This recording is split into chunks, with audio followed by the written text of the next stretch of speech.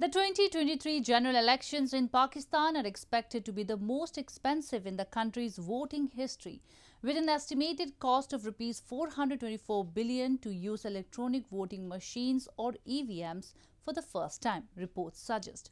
Pakistan Prime Minister Imran Khan's government bulldozed a legislation last month that allows use of EVMs, despite furious protests from the opposition, which has blamed they are being pushed through to rig the next elections. The 2023 general elections are expected to be the most expensive exercise in Pakistan's voting history, with electronic balloting arrangements for 133 million domestic and 10 million overseas voters at an estimated cost of Rs 424 billion. These consolidated estimates were gathered by Pakistani media outlet Geo News from election regulators. According to the report, the Election Commission of Pakistan estimates that the next polls will cost over 1,000 times more than the total cost of the last three general elections that stood at 28.6 billion rupees. A major part of the cost comes from the use of electronic voting machines or EVMs.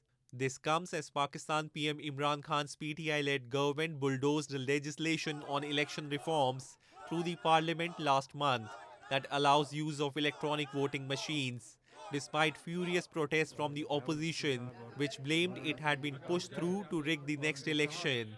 Pakistan has a history of parties alleging vote rigging after every election. Prime Minister Khan believes that electronic vote counting will ensure transparency. The opposition that alleges the military brought Khan to power in a rigged 2018 election, a charge both the government and the army deny, has said it would challenge the new law in court